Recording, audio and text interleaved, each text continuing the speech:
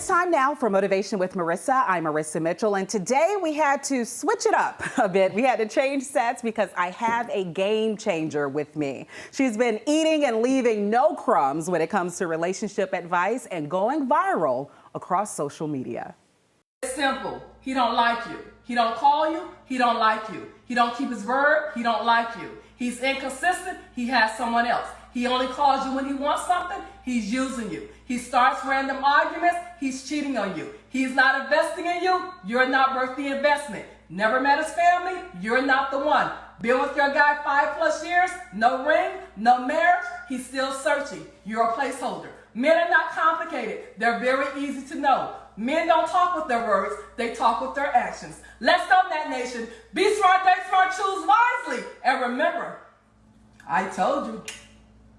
I told you, she gives it to you straight. No chaser. Here with me now is Natalie Clarice. I love your videos. That one in particular was the reason I started following you on social media. Yes, yes. You got us all the way together. Yes. How would you describe your style in terms of giving those recommendations? Tough love. Yeah. I mean, I just have to be straightforward. You know, I'm a straight shooter, you know. I mean, sometimes it's hard to digest, but for the most part, yes, I consider myself a tough love person, yes. Especially when you're dealing with real life stuff, the hard stuff. Absolutely. And relationships, that's that. That's exactly what it is. I mean, go ahead, I'm sorry. How did you get into that kind of line of work? You know, I've been doing this literally since college days. I mean, like literally. I started this in college. I mean, just giving advice to friends and, you know, telling them what's going on. And they will be like, how did you know that? Oh my God. And so my sister would always be like, you really need to do this. This is amazing. You are so good at it. And, you know, I don't want to pat myself on the back, but I'm really, really good at it. You know, it's what I do. And then I went to school. My minor was psychology. So it just all worked hand in hand. And here we are today. And it's based in science. Yes, absolutely. So often, yes, Natalie, yes. especially in this whole age of social media, you have anybody and everybody giving advice. Even people who may never have been in love. And I don't understand that, but yeah, yes, you do. But you've been married well Yes. over 25 years. Absolutely. So tell me about your own love and how that informs the advice that you give. Well, first of all, yes, I've been married over 25 years, and my husband is just not my husband. He's my very, very best friend, you know, and that's a lot that women need to understand. Just because you get married does not mean, oh, this is just my husband. He's also supposed to be your friend. And I think because of the relationship that me and my husband have together, it has just really made it work for both of us. And then I'm able to be myself. You understand? I don't have to adjust who I am to make him happy or, you know, to accommodate his needs. I am who I am, and he appreciates me for me. So that's what made our marriage last. You just reminded me of something that Egypt Sherrod said earlier. She and her husband, Mike Jackson, they were here last week for HGTV. They were one of our Fox 5 programs. And I recalled to her something she said in a magazine about for the first time she was able to be okay with being the loud one in the room. She didn't have to step out of who she was and is to have him. He celebrated her for it. And then you gotta have that in any relationship. And that's really what makes a relationship survive, when you have a partner who accepts you for who you are. When you're in a relationship and you have to adjust who you are, now you have a problem. That's a red flag. That's a very big red flag. You understand? So. Yeah. So it's one thing to give advice in a clinical setting or at a forum. So when you go to social media and you put up these videos, did you have any idea that they would take off? And number two, what made you go, a kitchen? That's the setting. Let me explain to you how this went, okay? My daughter was home from college this particular day, right? And I was giving her advice. I was literally giving her advice. And then I said, you know what? Take this. And I was in the kitchen because I was doing something. I said, you know, take this and I'm going to put it on social media because all of these people need to hear this. I put that on social media and it just took a life of its own. And I'm like, what in the world? So from there, I realized people really need this information. And due to the fact this is what I do, for a living, I just started creating content centered around love, dating, relationships, and giving that the device. Yes. Well, since you're here, and it is called Motivation with Marissa, we want to motivate people out there, and there are so many different stages, as you know, in love and also in seeking it, and even if it's the time that you want to do that. So I've broken down some categories, and I want to get your thoughts on it.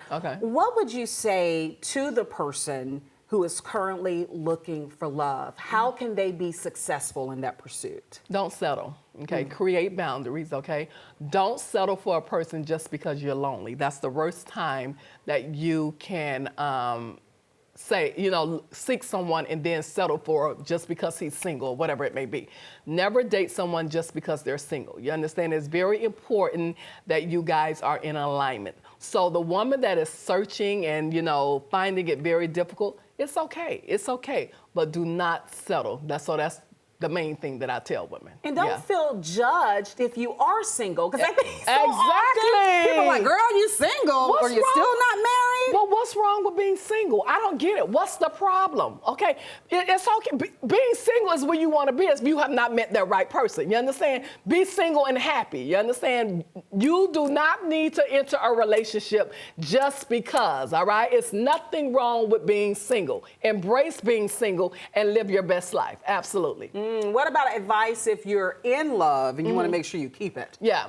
Okay, just more or less do the things that you all did when you entered the relationship. Come on. Don't lose that. You understand? If you were fabulous when you got married, remain fabulous in your relationship. Don't lose yourself because you're married. You know, and many people get into marriages and they came into the marriage one way. Now they're happy and they think, okay, I don't have to do all of that anymore. Yes, you do.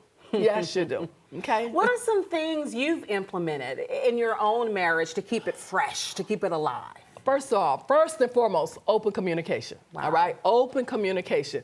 If I'm not happy about something, my husband is going to hear about it. If I'm happy about something, my husband is going to hear about it. We still do things. We still go on date nights and, you know, have fun. We make jokes with each other. So it's just a plethora of things to just keep your relationship alive. And like I say, more than anything, my husband is not trying to change who I am. He accepts me for who I am, and that's the biggest thing ever for me. A lot of people are still searching for that. Even people who are married will tell you. Still searching to remain? Well, searching for that type of camaraderie and support, even if they are married. I talked to a friend the other day, and she shared with me saying, sometimes I feel like a single married person. Okay, and when you have situations like that, this is where communication needs to really be involved. This is the time that you need to say, hey, honey, we need to have a conversation. I'm just not feeling our relationship.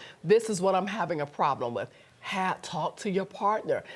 You know, they don't read minds, you understand? But I always say the first step is having communication with your partner. Finally, and we hear it all the time, there's pee in a dating pool. I said that on air the other day. A woman said, actually, it's number 2. Right? In the dating pool, I was like, maybe it's that too. It's all the things, all the things.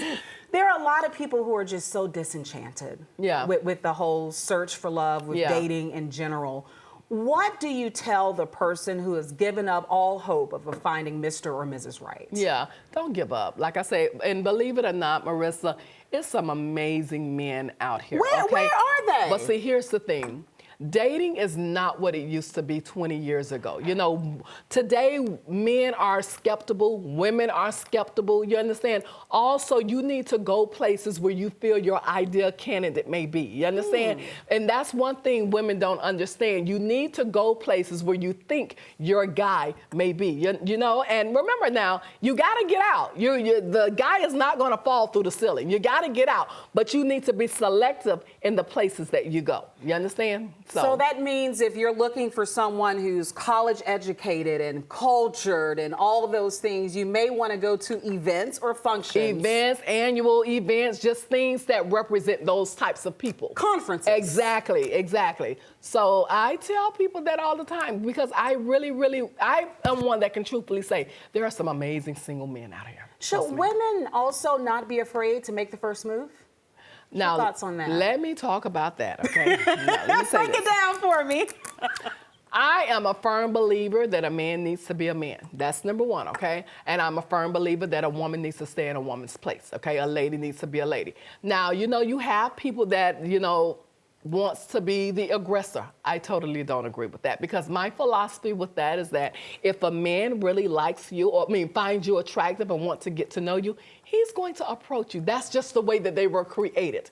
I don't feel that you need to approach a man, because now you're giving up all of your power.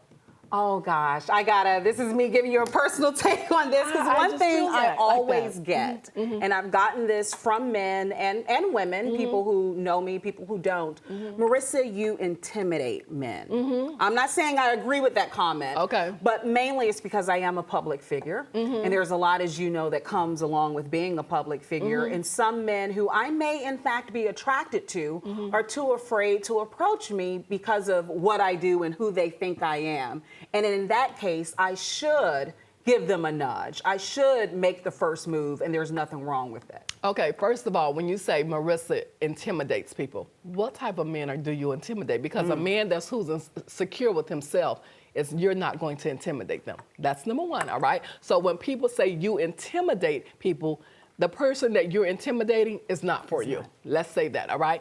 Also, when you say because men may find you intimidating, maybe you should give a nudge. No, but it is okay to give eye contact, okay? It is okay to give a smile and give eye contact. Maybe flirt a little bit. Yeah, you know, but through eyes, you understand? But as far as you actually walking up to him, hi, I'm Marissa. It's a no-no. No. It's a no-no. Absolutely not. Well, let's move into, we already did, Battle of the Sexes that I see play out online every day. This whole argument of women looking for a high-value man. I want a high-value man. What does that mean anyway? You tell me. What does that mean? I mean, I understand what it means, but yeah, okay, so let's just break it down. When they're talking about high-value men, you're talking about accomplished men. You're talking about, you know, men who are in their masculine energy. I mean, they're successful, they have great careers, you know, they're financially stable, you know, so this is what we're talking about when they say high value men. So women who are looking for high value men, you know, like I tell women all the time, what do you have? Are you operating are you operating in that place as well? You understand? Because you can't go look for something that you haven't currently accomplished for yourself. You understand? That just sounds weird to me. And I hear it all the time. I hear it so much, and it's just like, but what do you have? Don't worry about that. What do you bring to the table? And when I say bring to the table, I'm talking about as an individual, okay? Do you have a great career? Do you have a nice home? Are you keeping yourself together? I mean, when a man comes into your presence, are you able to really provide him what he needs as far as a woman or wife or whatever it may be? You understand? So yeah, sometimes we need to evaluate ourselves before we go out requesting all of these, you know, things that we want in a man. Yeah. So the response to what do you bring to the table shouldn't be, I am the table. Right. It shouldn't be. It shouldn't be. I literally had a girlfriend say that. I am the table. Yeah, I know. Yeah. And that's not the right response. Yeah, no, because like I said, you hear everything out in these streets. You do hear it, and I hear that. I've heard that several times. But it's like, how? Explain to me. What do you got? Because I've heard women say that, and I'm looking like, how? We talked about the high-value man, so now I want to switch over to the ladies. Yes. Leaning into your feminine energy. Yeah. Feminine energy, keep hearing that. What does that mean? Soft, just being soft, you understand? Because yes, there is a thing where you have masculine women, you understand? And sometimes it's unfortunately, you know, women have had no choice but to operate in a masculine way because they have had to handle everything on their own, you understand? So it's like they're operating in masculine energy. However, it's not attractive on a woman, I'm gonna say that, you know, but when you say operating in your feminine energy, just being soft, be a lady, you understand? Be attractive, you know, just, you know, be nurturing. Yeah. And there's nothing wrong with that. You can be both. You can be both, you understand? And so definitely, like I said, women do it all day long, you understand? But you just have some women who are a little bit more masculine than woman who's, operating in her soft era, put it like that. Got it, the soft era. Yeah. I think we all want a soft era. I'll take a soft era. Yes. I want to get to, since we started with social media, because you did stuff prior to, but I mean, you really blew up through social media. Yes. I want to take it and kind of turn it on its head, because there are some people who keep their relationships off social media. Yes. They want things to be private, not so much secretive, but private. What are your thoughts on people choosing to not post the people they date? That is perfectly okay. Like I say, there is a difference between privacy and secrecy. You understand? You want to keep things private, but you don't want your partner to be a secret. Okay, that's the difference. All right. What's an example of that, you would say? Okay, for example, like myself, I'm a married woman. All right. My husband, I don't post him on social media because, first of all, he has no desire for it. That's number one. And number two, it's my platform. So, in other words, it's not even about, it's just privacy for him, but not a secret, if that makes sense. Okay? It's privacy for him, but he's not a secret. People at least know that you're married. They know that I'm married, okay? Yes. So that's the thing. And not only that, I've had posts where I actually featured my husband. They would hear him actually giving advice about whatever it is I'm asking him. So yes, that's the difference, okay? Privacy and secrecy is two different. You're the first person, I think, who really explained that in a way that makes sense. Yeah, because like I said, everything, social media has its place. That's how I look at social media. And I just don't think it's for everything, you understand? But you have to determine what it is, that you want to post. But some people, I just think, take it a little bit overboard. But hey, to each his own. And you also offer coaching. I do. Tell me about that. I do. So it's for women who really, really, like, for example, if you're one that's dealing with low self-esteem, low self-worth, past childhood trauma, failed relationships, you need coaching, okay? Especially if it's something that you have experienced over and over and over again. You need coaching, okay? It's just like anything in life. You have millions of people that, register for coaching for different areas of their lives, you understand? So, yes, I do provide coaching, and it's amazing. You could do one-on-one coaching, or you could do group coaching. It's up to you. And the group coaching is amazing because it's like a little sisterhood. And it's online, that's for the most part, because, again, you have people coming from everywhere. So it's just a really, really intimate format, and it really gives them the deets on how to establish, create, maintain healthy, meaningful relationships. Love that. And you really get to the heart of the matter. I was sitting here listening to you and thinking back to a sermon that my pastor at my home church in Atlanta, Georgia said. And this is kind of a spiritual take on it. But he said, until you get to those hard places within you, you're going to keep seeing the same man show up. Different name. If you didn't get it and understand it through Larry, here comes Mike. There you go. If not through Mike, here comes Jamal. Here comes Carlos. Just in a different body. That's right. A different body. You got to get to it, because that same insecurity that you feel in relationships is also showing up in other areas of your life. Absolutely. Absolutely. And this is why I tell women the importance of coaching. Yes, my little 1-minute segments that I do as far as my commentary, that's great. Absolutely. But you got to dive deep. You got to dive deep and really, really get to the core of what's going on with who you are. You've worked with hundreds of thousands of people over the years. I have. Are there one or two stories or transformations that you've seen play out over the course of your career that really worked out for someone you've coached? Yeah, absolutely. And there's one come to mind, and this one was just more or less her issue was that her husband at that time, he was one that instead of him, he stopped really mingling with the family, and basically he had a room that he more or less like kept himself in, whatever, it's just like he was separating himself from the family. So, during the coaching session, she explained it to me, but make a long story short, I explained to her exactly what was going to happen if they did not come together and find out the status of their relationship for the most part. They're trying to work it out, whatever. But to make a long story short, what I told her, I said, this is what you need to do. You got to have a sit-down conversation with him. Tell him how you're feeling. I said, because he's isolating himself to remove himself from you, okay? I said, so if you don't tackle this, the next movement from him is going to be out your door. So he's isolating himself so that he could think this, that, and the other. Make a long story short, Marissa, she had the talk with him. I said, because when you have a talk with him, if he loves you, he's definitely going to make those changes because, again, he's not trying to break up his family. I said, but if he do not change his ways as far as isolating himself, get ready because he's going to leave. Make a long story short, he didn't change. And next thing you know, he was walking out the door.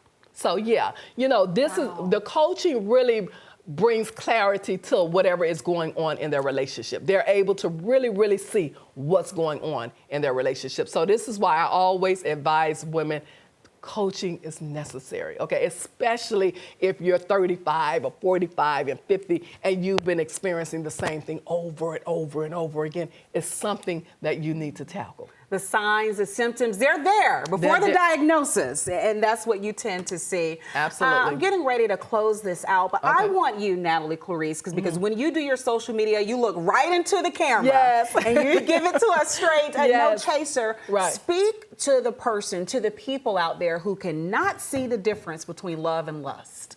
Ooh. Love and lust. Okay, listen, people. Love is kind. It's patient. It's love, okay? When a person loves you, they're not going to rush you or do anything to make you feel uncomfortable, okay?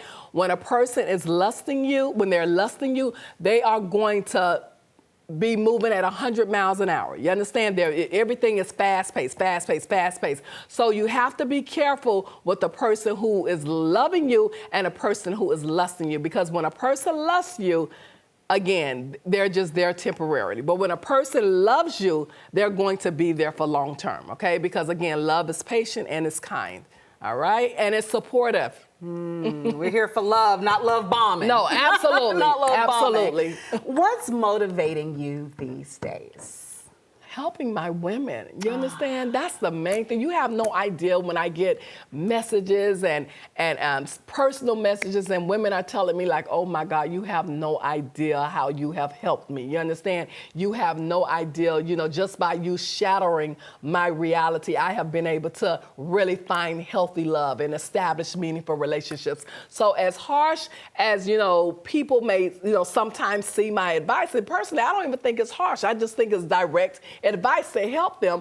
Is helping so many people at the same time. And that's all I hear on social media, literally all day. You have no idea how much you're helping people. So that, for me, is everything. Yeah, I think your advice is somewhere between a knife and a scalpel. Yeah.